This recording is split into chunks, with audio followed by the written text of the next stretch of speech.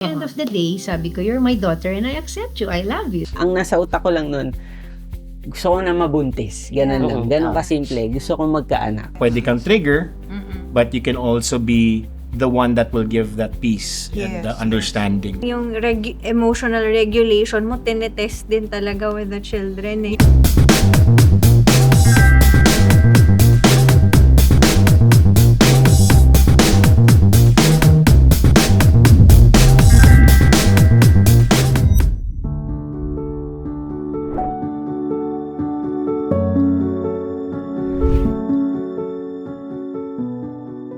Our parents kasi, or my mom actually, kung ano yung sabihin ko sa kanya, kahit iba na yung nakikita niya, ang paniniwalaan niya. Yun pa rin, Oo. actually. So, ako rin yung magsasabi sa kanya kung ano yung totoo. okay. Kahit na, kasi yun nga, kanina we were just talking about it, like, with me, ang last update ko sa kanya, I was catching up with Ice. Okay. Kasi nakikita niya, ba't lagi niya magkasama Kasama ni Ice? Ice, oo. Tapos wala na, siguro 3 months after nag-progress na yung relationship namin ni Ice, tapos nakikita niya na magkasama, nagyayakapan kami sa pool. Oo. Akala niya pa rin nagka-catch up kami kasi parang Very sabi L-word niya, moment. Nako, alam mo. You didn't tell me eh.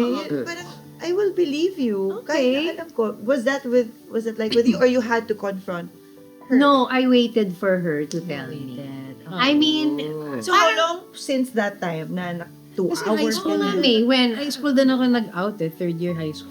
Tama. Third year high how school. long after kaya till you, that I don't remember anymore. Months siguro. Mga ganun. Pero I think even growing up, di ba may mga nasisilip ka ng... Pero during that time, hindi. Yeah. Hindi siya nasa Nung utak di ba ko. nung grade school ako parang nagka-issue sa school na may crush daw ako sa... Di ba? Ay, hindi ko na maalala Tinatawag yan. kayo. May ganun ba? Di ba? You met with the parents. You know, yung mga... Okay. Oo, talaga. Oh Hindi ko my na matandaan God. yan, hindi ko na matandaan. And it was like a reprimand or parang just Hindi, an parang information? siguro the parents gusto na lang pag-usapan na... Di ko na alam kung ano yung pinag-usapan nyo eh. Kasi Yeah. mga barkada kami. Pero crush ko talaga yung isang girl doon. So tama naman yung parents. Alam naman nila Alam na, naman nila na. nakutuba na nila.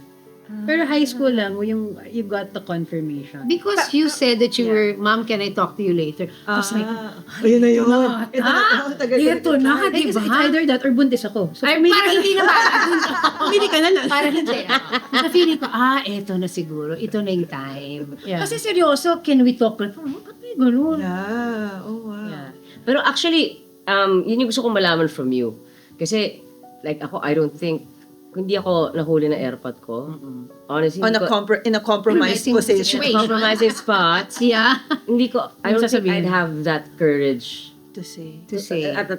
Kasi I was also in high school eh. Yeah. Na sabihin na, can I talk to you? Parang, Yeah. ano yung mga pinagdaan, ano yung journey mo to get to that time na, Exactly. okay, I think I'm ready to talk to my mom about this. I think, actually, medyo same tayo. I didn't feel the need to tell my mom kasi my friends knew, yung mga close family ko, they knew. So parang sabi ko, okay na yun, hindi kailangan. Eh, yung girlfriend ko at that time, yun nga, yung matagal kami, iba yung experience niya. Parang yung mom niya, or yung family niya, very against talaga. To the point na napadala siya sa kumbento. Ganong levels. Dude, seriously? Ganong levels. Shout out nga pala kay... Shoutout ka pala. Nice. Tagpo namin kayo dito. Char. De, pero ganun yung experience niya. So, very, parang concerning, diba? Kasi kumbento levels yun eh. Oo. First time ko maka-experience na ganun. So, she was looking for help. Kasi she felt emotionally, siguro gusto niyang humingi ng tulong sa adult. Sabi ko, let's tell my mom. Affirmation. Oh, yeah. So parang It wasn't ganun. really because you wanted, but because you It wasn't, you but felt... because she was putting it out there na, can we tell someone? Can we tell your mom? Parang sabi ko, sige, let's tell my Yes, mom. tell my mama. Okay. So that's what prompted me Okay. to tell her. So we met up in Robinson's Galleria, Krispy Kreme. Yeah, Krispy Kreme. And then kaming dalawa. So syempre, when she saw that, siguro nagkaka-idea ka na. Okay, I Pero- guess ito na to. It took me it felt like 2 hours honestly. Maybe it was 45 minutes. Yeah, it but it felt was- so long. Yeah, but it was long. Kasi Because hindi ko masabi. Ang tagal niyang nakatayo. Tapos sabi ko, Ricky May, do you want me to tell you what I think you'll tell me? Kasi alam ko na eh.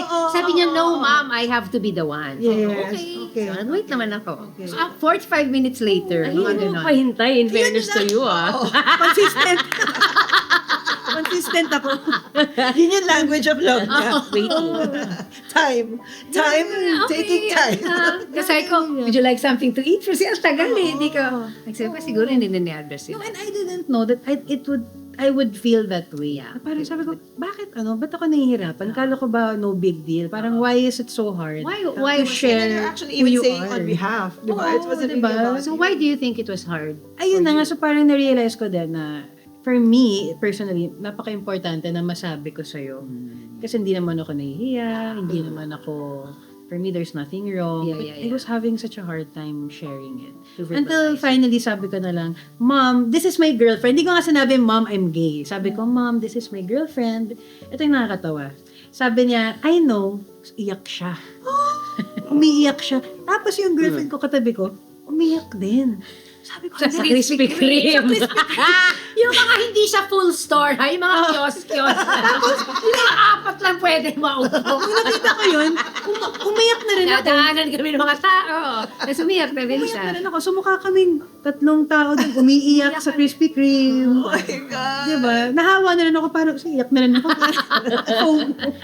Oh my Yeah. God. Tapos sabi niya, I know. I know. And then, How did yun. that make you feel? Sabi ko, I know. Relieved, pero parang, doon kasi nagsa-start after yung, how does my mom feel about it talaga? Kasi, hindi naman namin pinapag-usapan. Eh. So, doon napapasok yung, ano kaya yung, di ba, pinagdadaanan niya sa utak niya, what is she thinking. So, relieved, pero, doon yung nag-start na mas, like ako, I parang feeling ko I came out to myself. Kahit na hindi naman. Because you heard Kasi I yourself. heard it, sabi ko, oh my gosh, it's parang different when totoo. you say it. Yeah, totoo yan. Yeah, And then I parang think, was iba. it that same night that you also wrote your dad a letter? Or was it Hindi, days different after? pa. Different pa. So, kay Tito Ricky naman, Kay papa niya, Yeah. kasi alam niya si papa niya pro-proseso muna. He needs time then. He needs time. Ikaw, were you just waiting, or what would you have felt if she didn't? You knew she was gonna tell you at some point. Siguro if it would have taken her so long, I would probably have asked her na. Yun ang feeling ko, ha? Kasi parang, I think I would have. And the waiting was a form of respecting her. Also, yeah, and I think as a parent kasi, syempre, you have, this is the box, di ba? Si girl, kailangan si boy yung partner, di ba? Meron kang ganun talaga yon, di Yes, ba? yes, convention. So, I think to my head, even if I had a feeling, baka naman I was wrong. Or at the time, sana I was wrong. Di ba? Yung, Yes, kasi nga yes, oo. yes. So parang, sige, habang hindi, baka naman hindi. Oo. Pero kung if it is what it is, okay pa rin naman. Oo. So parang yun yung sa That's why you cried, diba? You said. I think because I didn't have to wonder. I didn't have to ask. And I appreciated the fact that she told me because that's a big thing to be able to say na eto ako. Hindi yun ang norm. 'Di ba? So parang alam kong it took a lot out of her. Yes. Whether she did it for her girlfriend or still to verbalize it is Yeah. Was there a fear on your end? Like, after that? Like, pumasok ba doon yung mga apprehensions mo? Inisip Because ko na she's- how si daddy would accept, how my kids would accept, how my mom would accept. Yeah. That was what was going on through my head. Parang, okay. Eto na, like she said, once she said it, you've opened the door So, eto na yung start ng Judgment. journey naming lahat. Yes, totoo. So, there was a fear, it was just that. pero never ka nagkaroon ng fears na parang, paano, baka hindi magkaroon ng happy ever after ang anak ko. Kasi, like, ako, I think, ang parents ko, ganun yung pinagdaanan nila, yung parang, for them, kasi syempre, older generation sila, mama. yes. So, parang, hindi ka makahanap ng taong magmamahal Parang sa'yo, sa'yo. kakagal, Hindi ka magkakaanak. pamilya, hindi ka Oo, may mga ganun bang fears? That I would hear from other people. But I think my son was saying, so paano, mom, do you think she'll, baka mamaya she'll just get hurt? Sabi ko, hindi naman ibig sabihin because she's gay, she cannot find the right person for her, di ba? So, pero yun yung mga naririnig ko, pero ako hindi. I did not think that. in fairness to her, ano naman, parang kahit na may mga apprehensions or what, yung umiiral sa kanya is yung pag-ibig niya sa akin. Kasi 'di ba, my mom's very religious eh. So ako nung nag-out na ako, I'm confrontational kasi. So inaano ko talaga, what do you think of gay marriage? What do you think? As in yung mga issues. Eto na! Nalabas ko na eh. O, labas ko. So inaano ko na One time, talaga. big time. So we'd have debates, we'd have like, and I try to explain to her na like, kung ano yung the other side. Tapos may ano kami, sharing of, 'di ba? Yeah. Like different different perspectives. Different beliefs. I would say this is, kunyari, I would say this is what's in the Bible. It's written. What sabi ko, I also don't know how God will view it. We have a God that's so loving and so on. And at the end of the day, sabi ko, you're my daughter and I accept you. I love you, di ba? Oh, parang yun. Parang Yes. ito to, pero ito to. Yes. So, you know, I would hearing up other people say, minsan na parang, siguro yan si Jackie, hindi talaga niya tanggap si Ricky May because of my faith. Yes. Pero hindi. Oo. Hindi. And I always say, if hindi ko matanggap yung anak ko, paano siya tatanggapin? Yun. Yes. Ako mismo, Sobrang important. hindi ko siya matanggap. So, kailangan klaro yun. Ice and I are gonna also, carry. And I was gonna carry. But at some point, it became an ethical issue na dahil nga celebrities kami, pwedeng patago or whatever, pero dahil celebrities kami, biglang sinabi nung mismong gagawa no na hindi na pwede. Kasi nga, hindi pwede, di ba? Dapat kasi, pwede lang dito mag-IVF pag mag-asawa kayo, or papatunayan mo na hindi ka talaga magkaanak, na single May ka. sakit ka.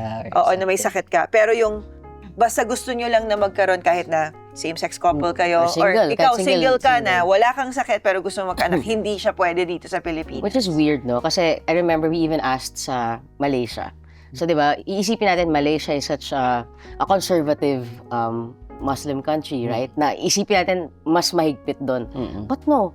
As in, the only rule na sinasabi nila is you can't get a Muslim donor. But even if you are a same-sex couple, that's fine. Yeah. So parang sabi ko, doon ako medyo na-ipokritahan Dito sa atin na okay, we have, meron tayong mga endorsers na big name na mga nasa within the community. Yes.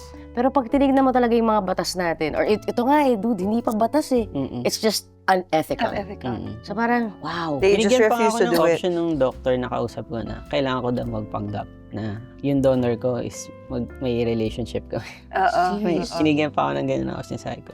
Parang weird naman na. So, paano nga yung process? Like, yung process na ginawa ko, yun nga, dahil hindi ako umukay sa IVF, kaka-search ko. Doon ko nakita yung IUI. Okay. Si IUI yung parang si sperm lang yung i-harvest. Kasi si IVF, parehong i-harvest, then pagsasamahin. Yeah. Tapos, Ilalagay, pwedeng surrogate, pwedeng sa ibang tao ilagay. So, si IUI, ginagawa din siya sa clinic. So, may legal process din siya Okay. na medyo hindi din applicable sa case natin. So, AI yung ginawa ko, yung artificial insemination. Pareho lang sila, pero yon hindi ginawa sa clinic. Pwede siyang gawin sa bahay or Wow. somewhere else. So, yung sa akin, ginawa ko sa hotel. So, nag-hire lang ako ng nurse na, syempre, hindi ko siya kayang inject sa sarili ko. Diyos ko. So, parang ka nag-suppository, gano'n. And virgin ako never ako naka-experience sa guy. And kahit sa mga naging partner ko, one way ako. Yes. So, wala kang idea kung ano yung mga pwedeng ilagay sa akin, kung ano yung magiging proseso ng gagawin. As in, wala. As in, wala talaga. Parang, ang nasa utak ko lang nun, gusto ko na mabuntis. Ganun lang. Ganun kasimple. Gusto ko magkaanak. Ganun kasimple. Hindi ko inalam kung ano yung mga pwede ko maramdaman during ng procedure. Alam mo, nung first time na ginawa sa akin yun, kasama ko si partner ko. Yeah. Sobrang, di ko alam kung, parang, di ba may schedule na kami the following day, mag-check-in na kami. Bukas yung procedure, so nag-check-in na kami today. Walang ginawa si partner kundi tanongin ako, anong nararamdaman ko. Inaalam niya kung ano yung, kasi hindi niya mabasa. Supportive niya na naman. Hindi niya ako mabasa. Basta ang, ano ko lang, gusto ko na siya matapos. Oo. Parang ang thinking ko nga that time, pag pinasok ba sa akin, automatic buntis na ako. Pero hindi. Naka-4 na try ako. Naka-4. Oo. Wow. So sabi ko, 4 na try akong binugbog. Ganun yung feeling ko eh. Yeah. And take note, yung nurse ko, lalaki. Oh. Imagine niyo yung Yeah. Yeah. na-experience ko nung ginagawa ko siya. And grabe ngayon yung parang naalala ko siya. Parang shit, nakaya ko palang gawin siya. Kasi never akong naghubad sa harap ng lalaki. And even sa family ko, kasi nga ayaw ko nang nakikita yung sarili ko eh. So parang, imagine mo, bumuka ako kasi lalagay niya yun doon. Parang wala akong naramdaman na takot, wala akong naramdaman na iya. Ang gusto ko lang kung ano yung gusto ko. Yeah. Oo. Yeah. Gusto ko na lang matapos yun. Tapos nung na-inject na yun, yun pa rin yung tanong ni Cam sa akin, okay ka lang. Hindi ako nakasagot, umiyak na lang ako. So, what was the feeling when you tested and finally positive, you're pregnant? Kasi alam ko na eh. Kasi yung nung nag-stop ako ng hormones, 1 month pa lang, bumalik na agad yung menstruation ko. Ganun kabilis? Ganun kabilis. Like normal siyang monthly. Kasi ang requirement ng doctor, at least 6 months daw, Nawala? mag-regular ulit yung menstruation mo. Bago ka mag-try. Kumbaga, kasi pag at least 6 months ka, nag-normalize na estrogen, ganyan. So ako ginawa ko, 1.5 year. Kasi gusto ko lahat i-secure Ayos. si baby eh. Wala pa man siya sa mundo. Ayokong magkaroon ako ng regrets pag nandyan na siya na pwedeng isisi sa akin, kasi ang tagal mo nag-hormones. Alam mo yan, kahit na mga tao ganun eh, lalo na yung mga old school na mga matatanda. So sabi ko, hindi. Sige, tiisin ko siya monthly. So monthly siyang dumating sa akin. So nung dapat dadatnan na ako ng araw na yon, sabi ko, so halimbawa 15 yung cycle ko dapat darating. 2 lang naman yun, di ba? Either maapaaga ka ng 3 days ba, or 5 days, or malate ka. Sabi ko, pag hindi ako nadatnan ng 3 days before ng due date ko, shit, baka ito na siya, ganun. Tapos, kung lumagpas, so hindi kami makatiis ni partner. Yung araw ng due date ko, sabi niya bumili na tayo ng pregnancy kit. Sabi niya, huwag ka iihin ng gabi ha. Gigising tayo madaling araw. 5 o'clock in the morning. Gumising kami para umihi. Tapos yun, nakakita ko ng 2 guhit. Wala, parang sabi ko, totoo ba? Bigla na akong bigla na lang tumuloy yung luha mo nang hindi mo napigilan. So, okay. Eto, interested ako malaman. Like, ano yung, syempre, I'm sure bago sa'yo lahat tong pakiramdam na to. Ano yung journey na yun? Nung 9 months na? Wala. Sabi ko nga sa'yo, Paano ka magbuntis? nagtago lang ako sa bahay for 9 months. Actually, yun nga, di ba, sabi ko kanina, hindi alam nung relatives namin. So, pag may mga nagtatribe, gusto pumunta sa bahay, X na agad sila. So, lagi kami wala sa bahay, ganun. Ang nakakaalam lang ng mama at papa ko, helper namin si Caps. Yung OB ko, 5 lang. Pero, so, wala ka ng mga... For 7 months ko tinago. Wala ka mga morning sickness, yung mga gano'n? Wala, yun nga inihintay ko. Sabi ko doon sa part, kay Caps, sabi ko, ma, kailan ba nararamdaman yung suka-suka, ganyan, yung hilo-hilo, yung mga pelikula na mga mahimatay. Parang ina-expect mo kasi. So, alam mo na, masyadong high. Parang naman ready ako, ma. Sabi ko, Cam, sabi niya. Depende yun, iba-iba din yun, sabi niya. Tapos, naglihi ka ba? Pinaglihan ko si Cams. Sabi nga, anong gusto mong kainin? Ikaw ang gusto mong kainin eh. That was legit. Tapos babatukan niya ako. Pero totoo, wala talaga. Siya lang, parang naging mas clingy ako sa kanya. Kasi siguro dahil yung support niya sa akin, yung pag-aalaga niya sa akin before and during pregnancy. Yeah. Parang mas, yun yung yumakap sa akin para hindi ko siya dalhin ng, para mahirapan ako. Physically, lalo na emotionally. Parang mas naging magaan yung journey kasi siya yung partner ko. Did you feel na parang may di ba? Siyempre, Yung ano lang, hindi mo alam na magagamit mo yun ever talaga, tapos biglang, okay. Nung For so lumalaki many na years, siya, tinanggal mo siya. nung lumalaki na siya, like nung unang sipa, sabi ko na, buntis na ako. Doon ko lang na-confirm, ay buntis pala talaga ako. Kinakausap ko nga siya, may tao ba dyan?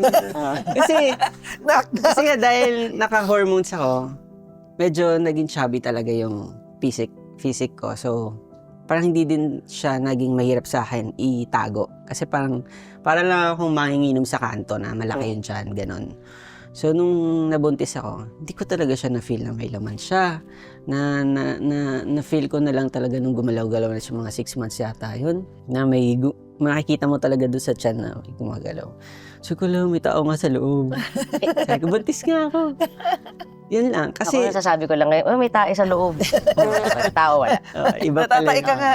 Nagdadalang tae. Yun, sobrang hindi ako nahirapan during pregnancy. Yung 9 months yan, sobrang na-enjoy ko siya. Siguro ang laking impact din nun na si Cams yung partner ko talaga. I think gano'n naman talaga. Nasa As partner mo in, yan. sabi ko nga, hindi magiging posible yung plano, yung naging desisyon ko na magdala ng sarili kong anak kung wala siya. Sobrang kung parang siya yung nagdala dun sa dun sa buong journey na yan. If you really want something, you can actually make it work. But my wife is not like that. Yeah. But I will not change her because I love how she is. I enjoy, and I adore you. I adore your quirks. So parang it's, of course, hindi mo rin pwede sabihin, hindi, tatanggapin ko. Hindi. It's more of, okay, those are your needs. I will try my best to, alam mo yun, na hindi lang i-acknowledge, pero maintindihan. Yeah. But these are my needs as well. So let's find the right balance. Yeah. Diba? Siguro may isang conversation ako before na parang sabi niya na parang I see how you both work. Parang si Carol nga, parang fire and ice talaga eh. Kaya perfect sa inyo yung fire and ice eh. Pero sabi ko, ang tendency ko kasi mag-firefight. Sabi, isn't that hard? Sabi ko, it is. Sabi ko kasi in all that craziness, parang there's magic there eh. May lumalabas na magic. And I love seeing that magic. So hayaan ko siya.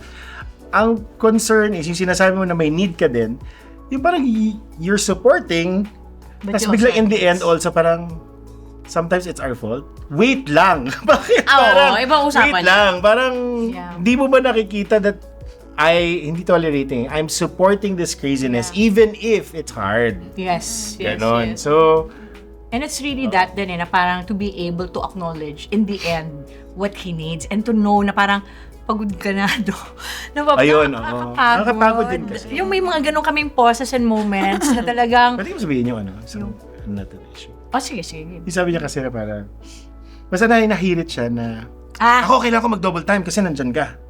Kasi nga nagkakarate si Rafael, diba? Tapos parang 10 days nandoon siya sa Gensan. Kasama ng bata. Ako, parang, trabaho. Nagkakabal tayo dahil meron tayong year-end target. Tapos parang sinabi ko, medyo nagpanting ako doon kasi magdo-double time ako kasi nandyan ka. kailangan ko mag-double time kasi ikaw nandyan ka. Sabi ko, wait lang. Kasi kung double time, ako yung double time kasi kasama natin anak ko. Kasama ko yung anak natin. Nagtatrabaho, nagmi-meeting ako dito. Alam mo yung parang... tapos sabi ko, wait lang. Kasi hindi naman trabaho ko lang ang pagsama sa bata. Ikaw din to ha. Nagkataon lang na ako yun nandito. So, pero may sinabi ka kasi tinamaan talaga ako na nandito ako para alagaan yung anak natin kasi wala ka. Yung parang... Kasi ginagawa ko ang hindi mo kayang gawin. Yun. Ow! Yun yung sinasabi ko na okay lang. Kasi may ganyan kayo na understand ko. Pero parang ginanon mo ko for something. Wait lang! Oo. Nakakapagod din. Gumanon ako. Pagod din ako. Yun. And that was a very good conversation we had na talagang, pero alam mo yung kinailangan kong gawin noon? Kasi ito yung problema ko, wala akong makausap. Hello? Gets, and I love you guys. The thing is, I was trained not to talk about my relationship with anybody. So, and mga empleyado ko, silang pinakamalapit sa akin, hindi ko sisiraan ang boss nila. Of course. Right? Kahit sabihin mo pang COO, mag-type kami, hindi pa rin eh. They still look up to him, so I will not. So, mami ko, hindi ko gagawin, hindi ko rin tatawagan yan. So, alam mo, pinaka-helpful, sulat. Journaling. Renosis ko talaga yung nararamdaman ko. That this is how I felt, this is how I felt. Then, I also have a process in the journaling, which is, what is he seeing, experiencing, feeling? Because it cannot be that my world is the only thing that's valid. His world is also valid. So yun, kinailangan ko makita. Nung nakita ko yung world niya, ang damot ko. Alam mo, doon ko talaga, sinabi ko talaga sa kanya, ang selfish ko. Madaling nare-resolve yung problems namin. Kasi it's not about asserting, tama ako, ito yung paninindigan ko, ito siya. Hindi eh. Ang palagi namin premise ay, partner tayo dito sa sitwasyon na to. How do we make it work? That's always the premise. How do we make it work together?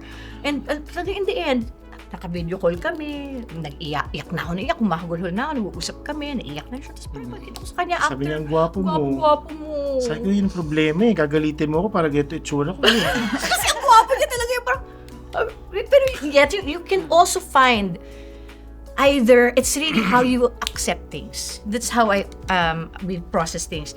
Kasi the pet peeves, it can really irritate you, or it can be your biggest comedy. Like when we talk about it now, it's our biggest comedy. At that moment, of course, it's not. It's not fun, right? But to find the comedy in it, and to what? Daming comedy, promise. Pero at the same time, hindi mo rin siya sinisweep under the rug na ay hindi yan importante kasi nakakatawa lang siya. Hindi find that space so that the other person does not get overwhelmed with it. You find your groove. You find your own dynamics. Kaya palagi namin sinasabi na what works for us is not necessarily gonna work for everyone else. We're just so lucky that ang dami nating similarities at nagtatawanan tayo. Yeah. But we all figure it out on our own. Yeah, totoo yun. Kaya nga, hindi rin ako, I agree sa sinabi mo, no? Like, yun nga, like, diba, si Lisa mentioned kanina na when she was going through these things, and I was going through my own shit as well. Pag happy ako na, sa aspeto na, nabato niya sa akin, she feels better. She's ready to face the next day ng, alam mo yun, ng maayos. Pero ako, wala akong mapag-sharean. As in, wala. As in, lahat, alam mo yung parang, meron na ako sarili kong shit, dumadagdag pa tong shit ng asawa ko, pabagsak ako ng pabagsak. Pero, sino sasabihin ko? Kasi, pag sinabi ako, hindi iba eh. Hindi yung kagaya na kapag sinabi ko sa kanya yung problema ko, yung, alam mo yung ganun balitaktakan. Hindi. Tsaka, unang-una problema niya yun eh. Na hindi ko dapat i-share sa ibang tao. Diba? So, talagang sobrang lugmok talaga ako nun. And parang, at that time pa, parang feeling ko pinaka nag-trigger din sa parang feeling ko hindi ako na-appreciate. Yung mga ganon, yung, syempre, you tend to feel na self-pity, etc. So talaga it was a mixture of, disaster for me. But how did we get out of that? You had to figure it out first on your own, right? Yeah. You had pero to be better too. Pero ang laki kasi ngayon, di ba yung, I was, di ba sinasabi mo sa akin na, parang yun yan, parang, kasi nga talagang yun, halos, hanggat kaya kong dito tumayo ng kama, hindi ako tatayo eh. Parang, ang una niya lang sinabi sa akin nun was, can you please turn on the lights at 1 p.m.? Galing. Tapos, Ang galing. Tapos my first Baby task. steps. Yun lang. Di ako, so, minsan hindi ko pa nagagawa yun. Hirap pa ako din minsan. Hanggang sa, in fairness to her, hindi niya ako pinilit to talk about it. Yep. So parang, mag-work lang siya noon kasi work from home. She'd always be there doon sa may, parang sa gazebo, sa may gazebo, hindi. Sa may balcony, veranda. Sa may veranda siya. Tapos, pag feeling ko kailangan ko siya, lalabas lang ako doon, hindi ako sasalita. As in, hihiga lang ako sa lap niya. Tapos, hahawakan lang niya. Ako nga, very kinesthetic ako Yes. So, gaganon niya lang ako. Tapos, kapag medyo okay na ako, babalik na ako doon. Right. So, hanggang sa, siguro nung medyo naibsan, alam mo yun, through those non-verbal stuff, doon nagle-lessen yung bigat. Hanggang sa, doon ako nagsimula rin magkaroon ng clarity. Kasi, I think when someone is going through bad times, I always have this belief, di ba, na we have the answers within us. Yup. We always have it. It's just that sometimes when things are clouded sa utak natin, na parang foggy, di ba? Hindi mo makita ang zero vis, di ba? Zero visibility. Pero pag natanggal yung fog na yon, natanggal Yep. yung bigat na yon, Yep. then you'll start to, okay. Tapos yun, constant na usap with Liza. At the same time nun, I also had my doctor, papatest ako.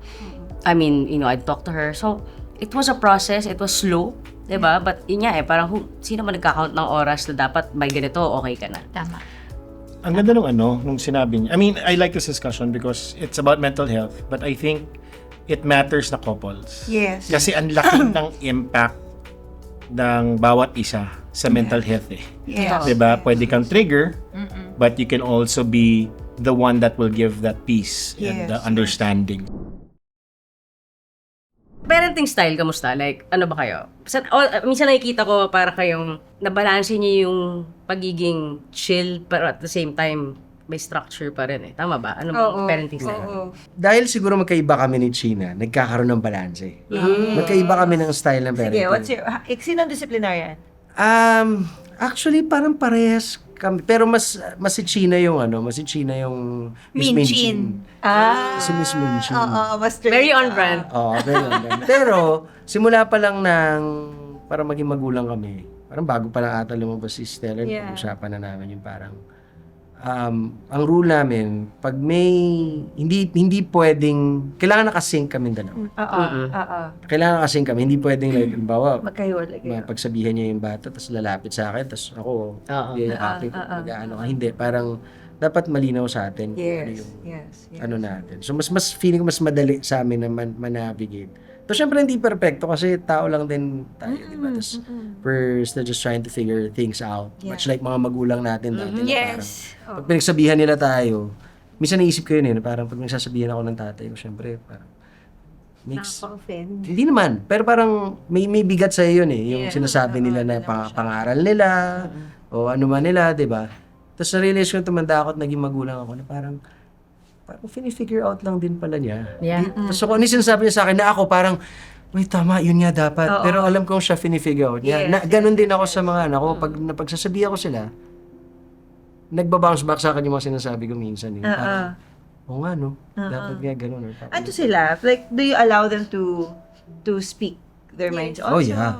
Encourage. You encourage them. Oh, as in from babyhood, as in talagang gusto namin yung power of choice. Isa yun sa mga lagi. Power of choice. Power of two yung alam niya. Power of two. Hindi, power of choice, parang kumbaga, as early as yung kaya na nilang mag-select nung kung ano man yung gusto nila. Ini-encourage namin yun. It's a big unlearning process, for example, for me. Yes. Oo, iba tayo nung time na yun. Kasi kung ano Ano sinabi ibigay ng sa'yo? magulang sa atin, di ba, parang, kailangan sundin ko yun para good child ako, good kid ako. Pero kasi, yung generation nila, nagbabago na, di ba? Sobra. Tapos nakikita ko na nakaka-surprise din actually bilang nanay na makita mo na ganun ka lupit din yung anak mo na kaya niyang magsabi na ayoko yan, gusto ko yan. Oo. And yung feeling lang of safety nila sa amin, yun yung pinaka-importante. Yes. Kasi ako I'd rather na ganun. Na mas nakakapagsalita sila na minsan syempre hindi naman lahat okay, di ba? May times. Kasi nga, nag-explore sila di ba? Pero pag dahil alam mo empowered sila to like speak their minds. Ask. Yes. Mas ako rin bilang magulang, nakakaramdam din ako ng parang some sort of safety sa end ko naman. Dahil alam kong kaya nilang sabihin sa amin, sa harap namin, even yung mga bagay na hindi pa hard questions, hard conversations, ganyan. Nasasabi na like, halimbawa, minsan yung anak namin, nafe-feel niya nalulungkot siya. Si Salem. So, and even si Stellar, di ba? Parang sasabi niya nalulungkot ako, di ko alam bakit. Doon masaya ako na isasabi man lang niya. So alam ko rin somehow kung paano ko siya matutulungan or hindi tutulungan at all or hayaan ko lang basta alam mo nandito ko. Parang ganun yung Siya nakakagulat kasi hindi naman tayo sanay. Though yung mom ko medyo progressive na siya. Parang as early as 7th grade, kaya ko na makipag-usap sa kanya tungkol sa sex and stuff like that. Pero mas maaga sila stellar. Minsan nagugulat ako na parang, paano ko ba sasagutin to? Yung pakul kayong sa labas, pero sa loob, ang dami mo nang nahihinig. Especially when they ask about sex. Yeah, ang dami niyang questions na sabi ko talaga, doon ako nagpe-pray na lang na, Lord, sana naman tama itong mga pinagsasabi ko. Kasi tatanong siya about sex, nagtatanong siya about gender, nagtatanong siya about depression, mental health. Pero ako sabi ko nga it's always good na our kids are asking us about these things. Kasi imaginein mo, kasi like, I'm sure nung time natin, since hindi ganun ka-open tayo with Blind our parents. obedience talaga before. Hindi lang yun. Kumbaga, since hindi tayo open na ganun sa mga magulang natin, na we're very curious, we're asking about these things, sino kinakausap natin? Mga kaedad natin. Correct. Wala rin naman silang alam tungkol doon, di ba? Yes. So, Yeah, that's what we keep telling our daughter na parang, na parang talk to us about these things. Kasi kapag ganun, And she does. Hindi, oo nga. Hindi, kumbaga, kasi at the same time din, tayong mga magulang, kasi syempre, di ba, minsan, pag may nasabi na tungkol dito, parang may initial reaction tayo na kailangan natin talagang pigilin kasi minsan yung initial reaction din na yun na pag hindi natin pinigilan na kunwari mainis tayo or magaling tayo. Iba rin yung magiging effect nun. Hindi rin magsasalita na tong anak natin because nakita nila na ang laki ng reaction natin. Oo. Yes. Kaya ang laki nung sinasabi ko nga kay Ken, grabe yung undoing natin dito. Sobra, men. Kasi kumbaga parang yung emotional regulation mo, tinetest din talaga with the children. Basta what I know with our children talaga is, I know they learn a lot from us, but it's vice versa all the time. You're also learning from your kids. Super. Alam mo, totoo yan. Kasi syempre, di ba, tayo naman nakukuha natin yung parenting natin sa parents din natin. Tama. Malaking bagay. Malaking bagay yun, di ba? But, like, when I started, being a stepdad to Amara, there were things na nakasanayan ko Yes. na parang sa personality ng bagets ko, di ko pwedeng ganong tirada yung gawin. Correct. Tsaka iba yung mundo eh. Iba. Iba na rin yung mundo. So talaga, honestly, ibang klaseng adjustment. Yung parang, minsan yung, paano ko ba sabihin to? Alam mo yun, paano ko ba kasi hindi ko rin maintindihan minsan eh. Kasi for me, parang, tama naman tong ginawa sa akin ng nanay ko, pero parang, if I do this, or parang, hindi siya, So, ang dami, medyo ibang klaseng adjustment. Tsaka feeling ko kasi as we grow older, as we parang journey through this life, parang marami rin tayong natututunan na nag-a-affect sa principles and values natin na hindi nabigay sa atin ng magulang. Nadaanan natin sa mga pinagdaanan natin, napuntahan natin, nakilala natin mga tao, napanood natin, basa, whatever, di ba? So, parang I think I believe malaking factor yon sa parenting. Yung ikaw mismo, kung ano yung mismong prinsipyo or integrity mo sa sarili mo. Kasi madalas natin pwedeng sabihin na kaya ako ganito kasi si Airpods ganyan, si Airpods ganyan eh. Or yung tita ko ganito yung kaya ako ganito. 'Di ba? Pero yun, kaya ka ba ganyan dahil doon or kaya ka ganyan kasi yun din yung mismo pinaniniwala. Like kami ni China. Nag-uusap, may mga conversations kami about like mga pamamalo or disiplina, di ba, yung mga ganung bagay. Na, kasi ako yung tipo na kung kaya kong makuha ko sa tono ng boses ko. Gentle parent siya. Maano kaya. Iba namang pananaw na hindi, pag kailangan disiplina. Na ako rin naman, may times din naman na, teka lang, parang kailangan na ganito, pero may, alam mo yun, iba-iba, walang tama't mali. Parang may term yung mom ko, sinasabi niya na parang, there will come a point na sa haba ng pasensya mo, parang kailangan mo, ang term niya doon, gulpe de gulat. Na parang, hindi mo siya like, hindi literal na gulpe. Hindi literal na gulpe, pero kailangan niyang like, ma-surprise na, wait, nga pala, no, parang, nanay ko to at may sinasabi siya sa akin or daddy ko to, may sinasabi siya sa akin na hindi naman ako mapapariwara dito. So, kailangan ko rin naman makinig, parang ganun. Pero hindi laging nakukuha ng pagiging banayad. Totoo yan. Balanse rin talaga eh. Kasi kailangan malaman ng mga bagets natin. Bakit? Yes. Yung debriefing ko. Yes. Tama.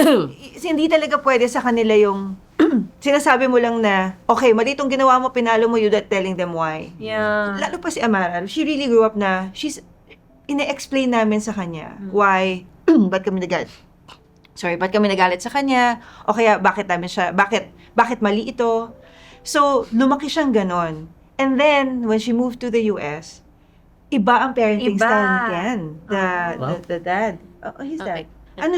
Very conservative.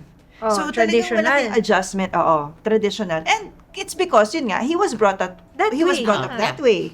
Parang sa kanya, pag sinabi kong, pag sabi niyang 9 o'clock, 9 o'clock, syempre, nagdadalaga na to. Di, at saka sa bahay kasi natin nun, kasi pareho kaming, ang hirap kasi magbigay ng rules na hindi mo naman ginagawa. True. Diba? Yes. Kami sa bahay, babalik sa amin yun. diba? Kami sa bahay, late kami matulog because lagi, it's either galing kami trabaho, madaling araw, ganyan. So, parang ang hypocrite ako sabihin namin, dapat alas 9 tulog ka na ha. So ako, ang rules ko sa kanya, hindi mo kailangan matulog ng alas 9. Kasi importante, pag pumasok ka sa eskwela, hindi ka aantok-antok. Responsibilidad mo yan. Diba? Choice mo yan. Choice mo yan. So ngayon, kung feeling mo aantok-antok ka, then sleep early. But if you, ba?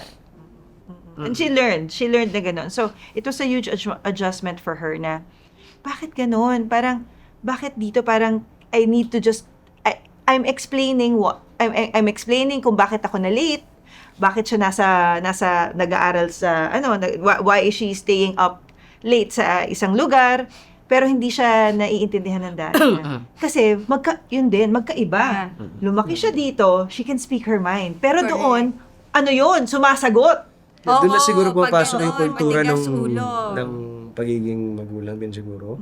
Yung, kasi may kultura tayong binubuo eh. Diba? Sa ating bahay, sa pagkasama natin.